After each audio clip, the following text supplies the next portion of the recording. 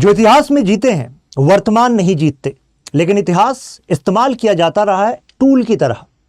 जैसे भारत के साथ गिल्ट ऑफ हिस्टोरिसिज्म किया ब्रिटिश ताकतों ने।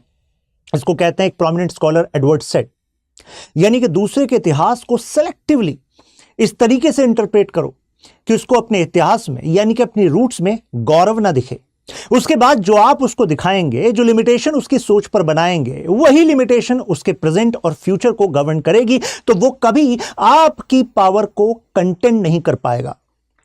आज भारत को जरूरत है एक्सपोनेंशियल सोचने की और एक्सपोनेंशियल करने की। यह किस्सा है 14 अगस्त 1947 का। मॉडर्न टाइम में इंडिया वॉज एट्स लोएस्ट, और उस समय पर लास्ट वॉइसरॉय कह रहे हैं कि for a moment he was feeling कि अब ये कुछ ही पल रह गए हैं जब वो दुनिया के सबसे ताकतवर इंसानों में से एक हैं। ये किस समय कह रहे हैं? जब इंडिया अपने लोएस्ट पर था, यानी कि इंडिया का पास्ट इससे भी ज्यादा गौरवशाली था। आप सोने की चिड़िया ये शब्द सुनते होंगे, लेकिन हमें अब बनना है, आगे बनाना है। अगर हम इकोनॉमी एंड पॉलिटिक्स की हिस्ट्री को देखें तो ऐसे चांसेस बने हैं। मॉर्गन स्टैनले का नाम आपने सुना होगा। उसका कहना है कि 2007 से 2012 के बीच में चाइना के अंदर जो हाइपर ग्रोथ देखी गई, कुछ ऐसी ग्रोथ नेक्स्ट डिकेड में इंडिया में भी देखी जा सकती है। हम इस वीडियो में मागा, मीगा और इससे जुड़े सारे पक्षों को डिस्कस करने वाले हैं, और इंडिया का जो विकसित भारत 2047 का ड्रीम है वो कैसे सफल हो सकता है, कैसे इंडिया डेवलप्ड नेशंस में शुमार हो सकता है, उसमें क्या गैप है। एक तरीके से क्रिटिकल एनालिसिस होने वाला है इस वीडियो में। मागा एंड मीगा के दोनों सेम हैं? कहेंगे कि हां सर, जैसे इस विजिट में कहा गया कि हां मतलब नेशनलिस्ट ट्रेंड शो हो रहा है, इकोनॉमिक ग्रेटनेस की बात हो रही है। नहीं, देखो, जब दोस्तों को साथ आना होता है या किससे दोस्ती बनानी होती है तो आपको उसके इंटरेस्ट की बात करनी होती है। हाँ, कन्वर्जेंस बनाने होते हैं तो यूएसए और इंडिया के बीच में काफी सारे एरियाज में कन्वर्जेंस हैं, लेकिन मागा और मीगा दोनों अपने अपने नेशंस की रूट्स को खोज रहे हैं, उस पर कुछ बिल्ड करना चाह रहे हैं। जरा देखते हैं कि अभी जो विजिट हुई है इसमें मेजर क्या आह्वान किए गए हैं। कहा गया है कि इंडिया और यूएसए जो स्ट्रेटेजिक पार्टनर हैं वो तो हैं ही, और इंडिया और यूएस में जो स्ट्रेटेजिक एनर्जी टाइज हैं वो तो लगातार बढ़े हैं। ट्रंप ने तारीफ करी है कि यूएसए से इंडिया में जो ऑयल एंड गैस जाता है वो बढ़ा है, तो यूएसए के लिए फायदा है, इंडिया की एनर्जी सिक्योरिटी के लिए फायदा है। क्यों? क्योंकि अगर गल्फ में है troubled region, Russia Ukraine war चल रहा है, ठीक है, हमें वहां से फायदा तो है, लेकिन ट्रबल्ड रीजन पर हम अपने देश की एनर्जी सिक्योरिटी नहीं रख सकते। डाइवर्सिफाई करना जरूरी है, तो इस लिहाज से इंडिया के लिए जरूरी है। दूसरा, चाइना को काउंटर बैलेंस करने के लिए we need partnership with USA. यह पार्टनरशिप केवल क्वाड नाम की नहीं है, यहां पर इंडो पैसिफिक में स्टेबिलिटी लानी है, प्लस इन देशों से इंडिया को जो अदर चीजें मिल सकती हैं, चाहे वो इन्वेस्टमेंट हो, टेक्नोलॉजी ट्रांसफर हो, या फिर इंडो पैसिफिक में जो बाकी छोटे छोटे देश हैं जो चाइना के इन्फ्लुएंस में आकर अपनी सॉवरेनिटी खो सकते हैं, उनके लिए कुछ करने की बात हो। जैसे कि इंडो पैसिफिक इकोनॉमिक फ्रेमवर्क वो इसी में से एक कदम है। जैसे कि चाइना के rapid investment debt trap policy को काउंटर करने के लिए B3W initiative, build back better world together, यानी कि चाइना से जो तुम्हें चाहिए वो तो हम प्रोवाइड कर देंगे, तो चाइना की गिरफ्त में जाने की जरूरत नहीं है। दूसरा जिक्र हुआ आईमेक का। आईमेक इंडिया से कनेक्ट करेगा इस वाले रीजन को, मिडिल ईस्ट को, और फिर फर्दर यूरोप को। इंडिया के लिए दो लोकेशंस बहुत इंपॉर्टेंट हैं, एक तो गल्फ रीजन और एक ही यूरोपियन यूनियन रीजन।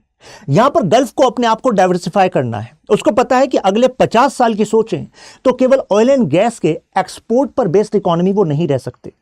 जो चीज आपको आज फायदा दे रही है तो आज ही सोच लीजिए कि भविष्य में क्या करना है। तो गल्फ डाइवर्सिफाई करना चाह रहा है, उसके लिए बड़ी मार्केट कहां है? इंडिया है। इंडिया को कोलैबोरेट करना है यूरोपियन यूनियन के साथ, मार्केट इंटरलिंकेज, एनर्जी।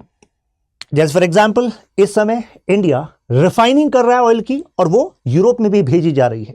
करीब 6000 से ज्यादा यूरोपियन कंपनियां हैं जो इस समय इंडिया में कारोबार कर रही हैं। ऑलरेडी यूरोप का फोकस है चाइना +1 स्ट्रेटेजी पर, तो +1 में कौन है +1? इंडिया है वो +1। 40% फास्टर होगा आईमेक, यानी कि अगर आप स्विस कैनाल के थ्रू जाते हैं उसके बदले आप आईमेक रूट को अपनाएंगे तो 30% मतलब फास्टर होगा, टाइम कम लगेगा, 30% कॉस्ट कम हो जाएगी। तो सीधा सीधा मुनाफा है कि नहीं? सीधा मुनाफा है, फायदा है। अभी इसी विजिट में कहा गया $500 बिलियन का हमारा बायलेटरल ट्रेड टारगेट है 2030 तक का। अभी 129 के आसपास है, लेकिन एम्बिशियस टारगेट है। तभी मैंने कहा थिंक एक्सपोनेंशियल, सोचना तो पड़ेगा ही। डिफेंस डील, इसको लेकर आपने F-35 सुना होगा। अगर आप F-35 और इंडिया की डिफेंस नीड पर अलग से एक वीडियो डिटेल्ड एनालिसिस वाली चाहते हैं तो कमेंट में पोस्ट कर दीजिएगा, क्योंकि इस वाले इनिशिएटिव पर यह भी बात है कि इंडिया क्या इस समय F-35 लेने से कुछ ज्यादा एडवांटेजेस पोजीशन में रह जाएगा, या इंडिया की नीड डिफेंस में इंडिजनाइजेशन की है, टेक्नोलॉजी ट्रांसफर की है, और उस विषय में कौन सी दुनिया की ताकतें हैं जो हमारे साथ अभी कोलैबोरेट कर रही हैं, जिन्होंने इंटरेस्ट दिखाया है और जो भी काम कर रही हैं। वैसे इस मीटिंग के बाद में अभी फिलहाल विजिट्स, मतलब फिलहाल लॉकहीड मार्टिन एंड अदर जो प्लेयर्स हैं यूएस के डिफेंस मार्केट के, वो इंडिया में आए हुए हैं और हमारी मिनिस्टर लेवल की अभी बातचीत चल रही है। जैसे ही उसमें कुछ फाइनलाइज होता है तो I am going to bring video on that as well. Energy को लेकर ट्रंप ने कहा कि इंडिया अब सिविल न्यूक्लियर सेक्टर में चीजों को बदलेगा। वो इस वजह से क्योंकि ऑलरेडी हमारा 1-2-3 एग्रीमेंट हुआ था, George W Bush, Manmohan Singh और बाद में फिर Barack Obama and Manmohan Singh. उसको कहा गया था कि अब देखो एक नया ट्विस्ट आने वाला है यूएसए और इंडिया के रिलेशन में, लेकिन उसके बाद से भी यूएसए की कोई कंपनीज प्रेजेंट में इंडिया के न्यूक्लियर प्रोजेक्ट में टाई नहीं कर पाई हैं। उसके कई कारण हैं, जिसमें से एक है लायबिलिटी क्लॉज, यानी कि रशिया की कंपनीज को हम ज्यादा फेवर करते हैं, ज्यादा छूट देते हैं। लायबिलिटी यानी कि अगर कुछ गड़बड़ हुई तो खामियाजा भुगतना पड़ेगा, लेकिन यूएसए की कंपनीज पर वो liability is very high which makes business a bit unviable. Plus Japan की भी शिकायत शुरुआत से रही है। जापान का कहना है कि अच्छा तुम यहाँ पर इंडिया में न्यूक्लियर पावर प्रोजेक्ट लगाकर पैसा कमाना चाह रहे हो। इंडिया का ठीक है, चलो तुम कोल पर डिपेंडेंस और प्लस एनर्जी को बूस्ट करना चाह रहे हो, लेकिन बात यह है कि तुम्हारे न्यूक्लियर पावर प्रोजेक्ट में जो कंपोनेंट लगेंगे वो तो तोशिबा, हिताची जैसी कंपनी से आने हैं। तो जब तक इंडिया और जापान के बीच में सिविल न्यूक्लियर डील फाइनलाइज नहीं हो रही थी, तब तक ये 2005 में इंडिया और यूएसए के बीच के जो प्रयास थे वो भी मेटेरियलाइज हो नहीं पा रहे थे। खैर यूएसए का भी पुश फैक्टर काम करा और इंडिया का भी इंटरेस्ट काम करा, तो फाइनली जापान और इंडिया में 2016 में सिविल न्यूक्लियर डील साइन हो गई थी। तो समझ लीजिए कि मैदान जो पिच है वो बन चुकी है, रन बनाने जरूरी हैं, तो अब रन बन सकते हैं इस फील्ड में। मागा और मीगा में छोटा सा डिफरेंस देखिए क्या है। यहां पर यूएसए फोकस कर रहा है एक अपने नेशनलिज्म के साथ साथ प्रोटेक्शनिज्म पर, मैन्युफैक्चरिंग को बूस्ट करना चाहता है, इमिग्रेशन पर कंट्रोल चाहता है, और जो पुराने ट्रेड यानी कि जो ट्रीटीज बनी हुई हैं, ट्रंप का कहना अब उसको चेंज करना पड़ेगा, क्योंकि ज्यादा एडवांटेज इसमें दूसरे देशों ने ले ली है, चाहे उसमें यूरोप हो, चाइना हो या इंडिया भी हो। तो यानी कि Trump is behaving like a transactional businessman, और क्यों ना हो भाई, उन्होंने चुनाव ही इस मुद्दे पर जीता है। तो ऐसे में इंडिया को भी सोचकर चलना पड़ेगा कि अगर ट्रंप ऐसा कर रहे हैं और टैरिफ बढ़ रहे हैं तो इंडिया नीड्स टू डू। साथ में डिपेंडेंसी जो है दूसरे देशों पर, उसको वो कम करना चाह रहे हैं, चाहे एनर्जी की बात हो, राइट। तो यहां पर अब आने वाले समय में क्या दिखेगा, मागा क्या क्या रिफ्लेक्ट करेगा। तो यहां पर ट्रंप प्रोजेक्ट करना चाहते हैं कि देखो हम मिलिट्री पावर हैं, ऐसे मिलिट्री पावर जो ब्लीड नहीं करती यूरोप के डिफरेंट बेसिस पर। तो ऐसा हो सकता है कि नेटो पर जो खर्चा है वो कुछ कम हो। प्रोजेक्शन है, आगे देखते हैं क्या होगा। लेकिन हाँ, यूएसए का जो टोटल डिफेंस बजट है उसमें आउटपोस्ट पर जो बजट है वो कुछ कम हो सकता है। दूसरा, मैन्युफैक्चरिंग बूस्ट होगी, जॉब्स बढ़ेंगी, यानी कि जब बाहर से इमिग्रेंट्स कम आएंगे या जो इलीगल हैं वो जाएंगे, प्लस H-1B वीज़ा टफ हो जाएंगे, तो जाहिर सी बात है जो विदेशी कंपनियां भी यूएस में काम कर रही हैं उनकी मजबूरी बनेगी कि वो डोमेस्टिक यानी कि उनके ही सिटीजन्स को ज़्यादा हायर करें। तो ये दिख रहा है मागा का मतलब। इंडिया जो प्रोजेक्ट कर रहा है 2047 विकसित भारत, क्योंकि मोदी जी ने कहा 2047 विकसित भारत मागा जैसा ही तो है, बस ये मीगा है, मीगा प्लस मागा इज मेगा, मेगा कुछ होने वाला है। अब मीगा क्या है, देखिए हमारा जो मीगा है ये सेल्फ रिलायंस की तो बात करता है, आत्मनिर्भरता की बात करता है, लेकिन हम प्रोटेक्शनिज्म की बात नहीं करते। कारण देखो, यूएसए एक डेवलप्ड इकोनॉमी है, उसके हिसाब से उसने जो टैरिफ में रिलैक्सेशन दे रखी थी उसका फायदा दूसरे देश ज्यादा उठा रहे थे। लेकिन इंडिया तो डेवलपिंग है, हमें डेवलप बनना है, तो हम सेल्फ रिलायंस की बात कर रहे हैं, प्रोटेक्शनिज्म की बात नहीं कर रहे। हम अपनी मैन्युफैक्चरिंग को बूस्ट करने की बात कर रहे हैं और better engagement with world economy हम ये चाह रहे हैं। तो हमारा तरीका अलग है और यूएसए का तरीका अलग है।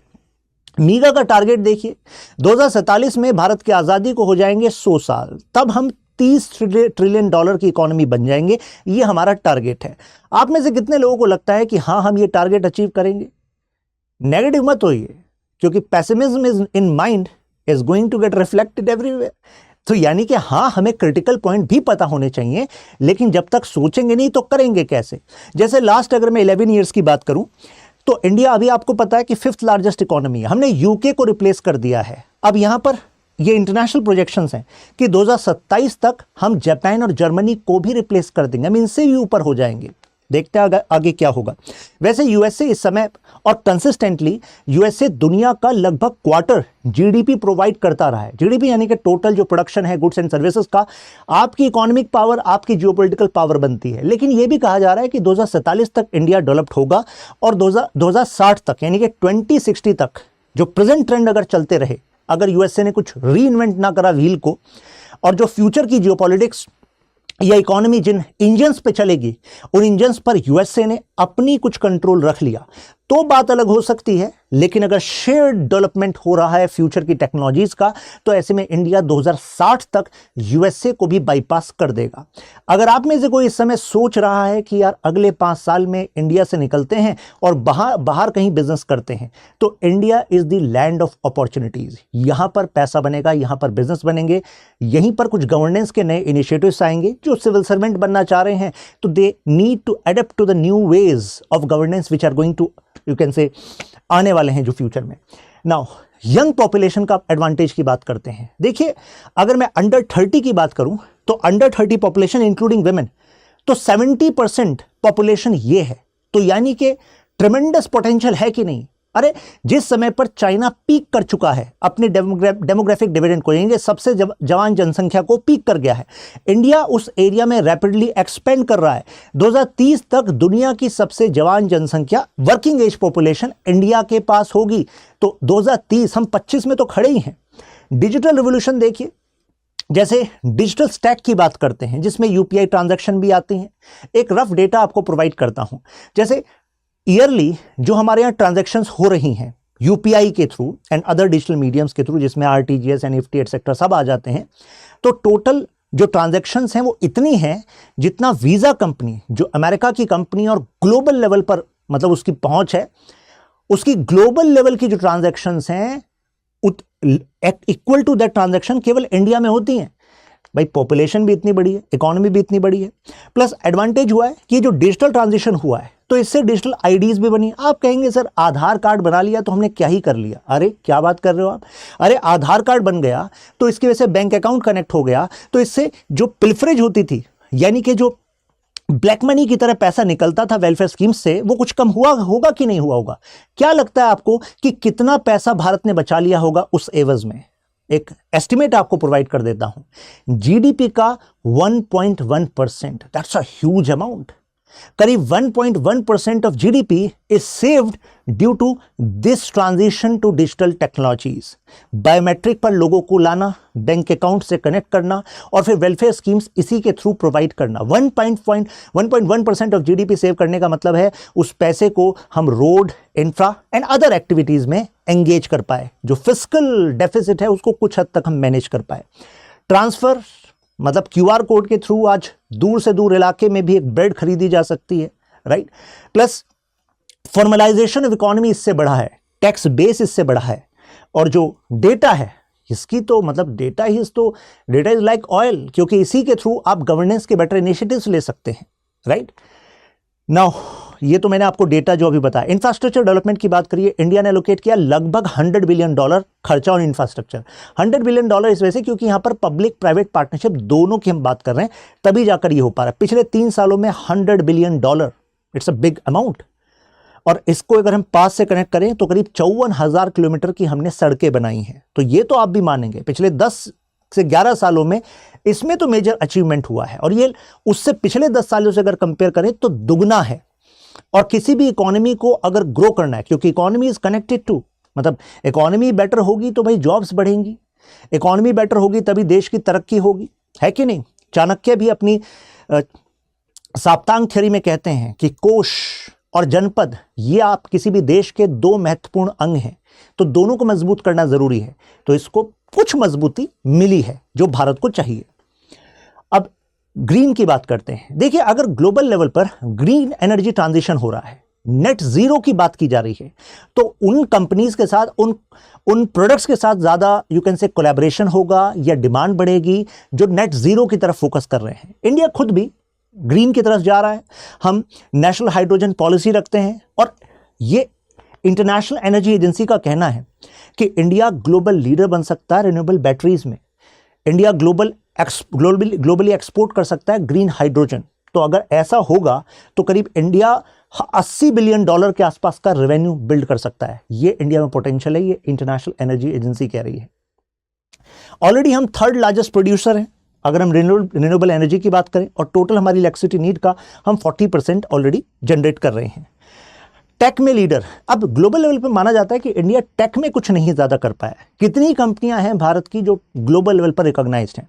देखिए, इस समय टेक वर्ल्ड ट्रांजिशन के फेज में है, यानी कि नई टेक्नोलॉजीज आ रही हैं।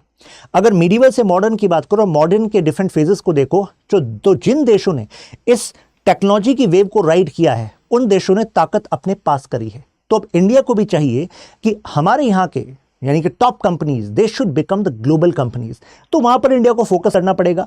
प्लस अगर कोई यूरोप की कंपनी बनती है तो वो अपने देश में अगर सोचती है कि चलो पायलट करते हैं अपनी इस टेक्नोलॉजी का, चलो इससे बिजनेस यहां पर बिल्ड करते हैं, तो जितनी उनके पास पॉपुलेशन है उतनी तो हमारी एक स्टेट में पॉपुलेशन है। आप यूरोप की टोटल पॉपुलेशन देखो और इंडिया की पॉपुलेशन देखो, आप middle class, rising middle class को देखो और वहां के परचेजिंग पावर को देखो। तो कहने का मतलब यह है, इसी वजह से मैं कह रहा था कि अगर ट्रांजिशन हो रहा है तो उस ट्रांजिशन में India can be the base to actually build businesses. अब जरा क्रिटिकल एनालिसिस करते हैं। केवल कुछ अच्छा ही नहीं है, जरूरी है भारत के लिए कि कुछ गैप्स को भी देखा जाए। जैसे कि जब लॉकडाउन हुआ तो उसके बाद से there are certain economists who are saying that India is having K shaped recovery. अब के शेप्ड का मतलब क्या है? उनका कहना है कि कुछ अमीर हैं जो बहुत अमीर होते जा रहे हैं, जबकि कुछ गरीब है वो उनकी पॉपुलेशन, उनका जो स्टेटस है, मतलब दैट्स नॉट इंप्रूविंग। तो ऐसा हो रहा है। अनऑर्गेनाइज सेक्टर को मेजर बूस्ट नहीं मिल रहा है। नेट जो अगर हम प्राइवेट इन्वेस्टमेंट की बात करें उसमें कॉन्फिडेंस कम हुआ है। ये बात करें 2020 के बाद की। डेमोग्राफिक, हमने कहा कि डेमोग्राफिक विंडो है हमारे पास, सबसे जवान जनसंख्या हमारे पास हो जाएगी 2030 तक। वर्किंग एज पॉपुलेशन हमारे यहाँ सबसे ज्यादा होगी। लेकिन मुद्दा यह है, अगर इस वर्किंग एज पॉपुलेशन को स्किल नहीं मिली, ऐसे इकोनॉमिक मॉडल नहीं मिले जहां इन्हें सीधे एब्जॉर्ब कर लिया जाए इकोनॉमी में, तो ऐसे में this can be a danger sign as well. कई देश ऐसे हुए हैं जहां पर जवान जनसंख्या को अगर नौकरियां नहीं मिली तो उसके बाद क्राइसिस अनफोल्ड होते हैं, पॉलिटिकल क्राइसिस भी होते हैं, अदर क्राइसिस भी होते हैं। तो ऐसा इंडिया को नहीं होने देना है। तो हमें स्किल, इकोनॉमिक मॉडल और जो इंफ्रा, इसको बिग बूस्ट देनी पड़ेगी। आप कहेंगे सर इंफ्रा से क्या हो रहा है? अरे इंफ्रा पे अगर हम बिग बूस्ट देंगे तो जॉब्स क्रिएट होंगी। इंफ्रा पर बूस्ट देंगे, और मतलब infra is not just about roads, it's also about power, it's about other things as well. तो इन्वेस्टमेंट आएगा तो जॉब की अपॉर्चुनिटीज होंगी, तो उसके पैरेलल में जो नीड है एजुकेशन की वो भी जनरेट होगी, वैसे कोर्सेज भी होंगे, वैसा एब्जॉर्प्शन भी होगा। तो we need to think in this manner and work in this manner. अगर हम educated youth in unemployed category की बात करें तो वो डेटा एक्चुअली फेवर में नहीं है। जैसे ये सन 2000 की बात है, 54.2% of educated youth were there in unemployed category, मतलब टोटल अनएम्प्लॉयड की बात करें तो उसमें से 54.2% एजुकेटेड। ये आईएलओ की रिपोर्ट है, आईएलओ के स्टैंडर्ड्स के हिसाब से। 2022 में जो डेटा है आईएलओ का, ये कह रहा है कि 65.7%, यानी कि educated youth in total unemployed वो इंक्रीज हुआ है। तो दिस, और देखिए वर्ल्ड बैंक ने यही स्टेटमेंट दिया जो मैंने अभी आपसे कहा था, यानी कि डेमोग्राफिक डिविडेंड एडवांटेज तो है बट अपने आप में रिस्क भी है। हालांकि हम फोकस मेक इन इंडिया पर कर रहे हैं, इंसेंटिवाइज किया हमने पीएलआई स्कीम के थ्रू, जिससे मैन्युफैक्चरिंग बूस्ट हो। मैन्युफैक्चरिंग अगर आप बढ़ाएंगे तो आपको गवर्नमेंट इंसेंटिव देगी, और मैन्युफैक्चरिंग बढ़ाने के लिए आपको जरूरत पड़ेगी वर्कफोर्स की।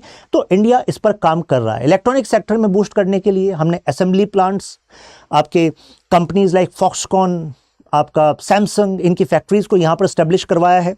लेकिन यह कहा जा रहा है कि सक्सेस उतना ज्यादा नहीं मिला जितना बताया जा रहा था। जैसे चाइना +1 स्ट्रेटजी में ये इन्वेस्टमेंट तो आए, फॉक्सकॉन, माइक्रॉन, सैमसंग, लेकिन इस स्ट्रेटजी के बाद इनका जो ग्रोथ होना चाहिए था एक्सपोर्ट का, वो उतना ज्यादा नहीं हुआ।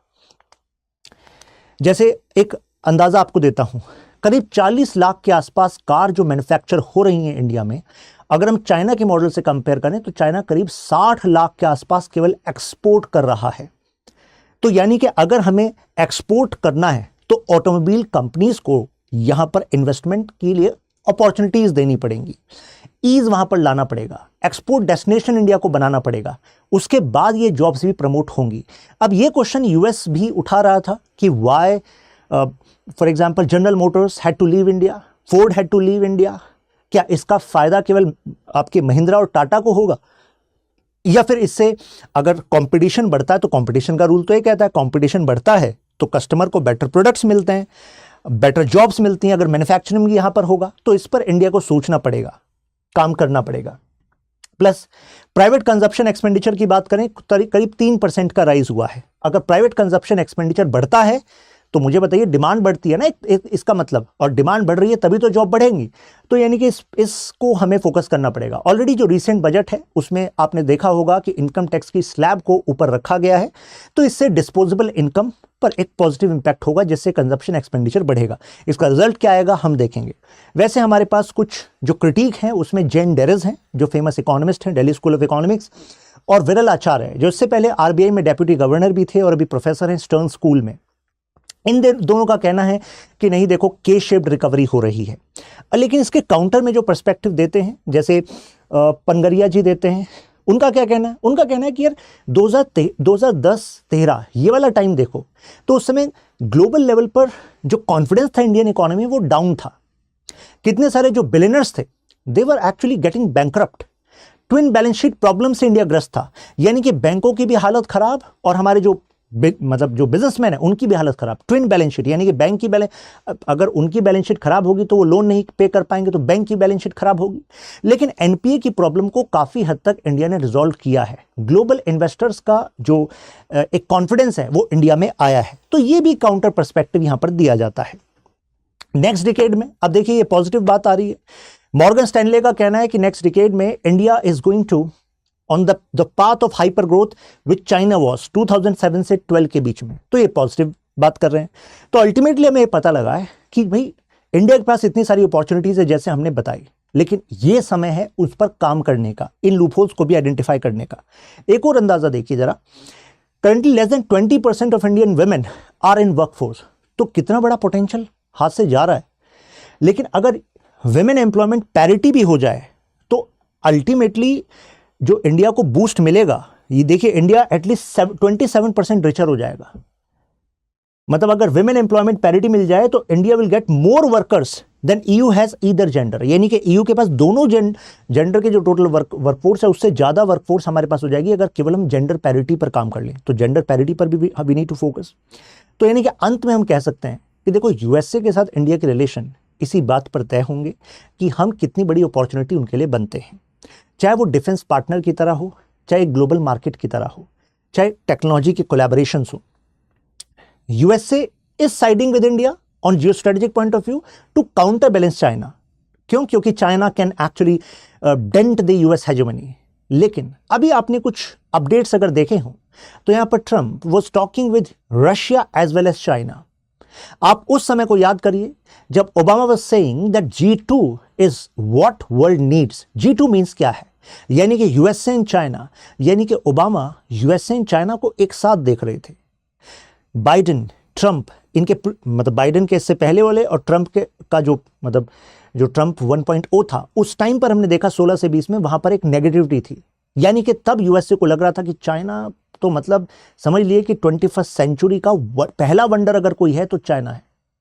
इतना बड़ा क्वांटम लीप किसी देश की इकोनॉमी ने लिया ही नहीं जितना चाइना ने लिया है। तो ऐसे में जो इतना बड़ा मैसिव सक्सेस है तो वो कई छोटे छोटे देशों के लिए एक रोल मॉडल हो सकता है, और वो रोल मॉडल इकोनॉमी का ही बनेगा और वो ऑथोरिटेरियन वे ऑफ गवर्नमेंट का ही बनेगा, specially those democracies which are facing internal crisis. और क्राइसिस में आपको क्या चाहिए होती है? स्ट्रेंथ, एंड स्ट्रेंथ कौन प्रोवाइड कर सकता है? चाइना। तो ऐसे में यूएसए एंड इंडिया का साथ आना वो केवल इकोनॉमिक नहीं है, वो एक लार्जर जो पिक्चर है ग्लोबल वर्ल्ड ऑर्डर की, उसमें कौन से प्रिंसिपल को सही माना जाएगा, कौन से वे ऑफ गवर्नेंस को सही माना जाएगा, वो इसकी भी लड़ाई है।